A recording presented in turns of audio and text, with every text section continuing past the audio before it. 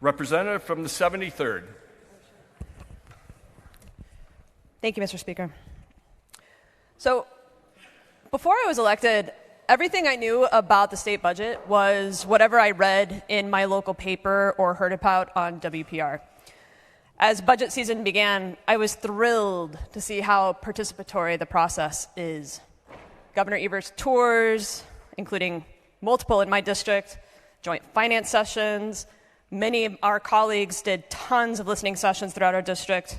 People were so excited to think about how to create a better state, how to actually support people, how to have well-funded schools, how to feed people, and how to make sure we have a functional healthcare system. What was so incredible in those meetings is not once did anyone ask for a tax cut. What people wanted was help and public investments. And as an aside, they really want us to expand access to Medicaid. That comes up all the time. When people, especially when they learn that we miss out on $1 billion per year in federal money just because Republicans don't like Medicaid, they're shocked and disgusted. They want us to collect the revenue needed to have a healthy, well-educated, safe, and secure society. That's it. Collecting that revenue is a choice. It's basic. All of that excitement was squashed when Republicans began releasing their proposals and dragging us through this irresponsible and reckless process that we've all been subjected to. I've always thought that the other side of the aisle only has one core idea, that the solution to all problems is to cut taxes. But as it turns out, it can get even more absurd. When you let the extreme right wing take the wheel, it turns out they'd be happy to steer us all off a cliff. But thankfully, Republicans in the Senate didn't bow to their most extreme members, and they brought some Democratic ideas to the table to make an absolutely horrific budget less bad. And as a result, there are some silver linings in this deal that I can applaud. But failing to fund general aid for public schools is a deal breaker. Schools will be harmed, and local communities are going to pay the price, no matter how much people from the other side joke about 400 years. Property taxes are going to go up because we're not funding general aid. That's the reason they're going up.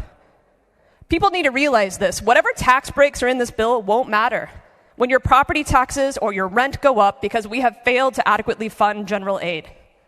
The School District of Superior will lose an estimated $1.8 million as a result of this budget, not because of the veto. Maple will lose $1.2 million because of this budget, not because of the veto. Ashland will lose over $700,000. And you might not know this, but it's one of the poorest counties in this state. How will that difference be made up? Property taxes. Not because of the governor, but because of this Republican legislature. In Superior, property taxes will rise an average of 7%.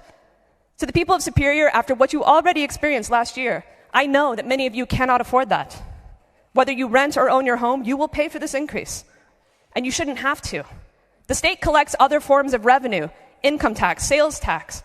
Those dollars should be returned to our communities to fund our schools so that we don't just rely on property taxes, which especially hits people who might have middle or fixed incomes, but who have property that has gone up in value over the last few years. In my district, properties have gone up faster than the state average. In Ashland County, property values have doubled in the last 5 years. But we're still one of the poorest counties. Incomes are not keeping up. In Maple, property values have gone up 70%. And now we're going to put this on them? How much more do you expect them to take? Are we going to price people out of their homes or make them sell their small cabin that's been in their family for generations because we keep raising their property taxes? It's not right. Republicans know this, but they also hope, you heard, the game plan's clear. They hope that you'll either blame Governor Evers for his desperate attempt to try to do something in a legislature where he was hamstrung, or they hope that by the time your property tax statement comes around, you'll forget that they're the ones who are responsible. Think about it. The party that says they hate taxes is fine raising the taxes you pay to fund your local public schools because they want you to see the increase and blame your school district. They hope that you'll wonder why your schools keep asking you to pay more, why you have to keep going to referendum after referendum. What you won't see on that statement is how much of your taxes are going to private voucher schools or who is responsible, legislative Republicans. They are the ones who keep failing you and our school districts, and they're doing so again in this budget. Our public schools cannot afford this budget.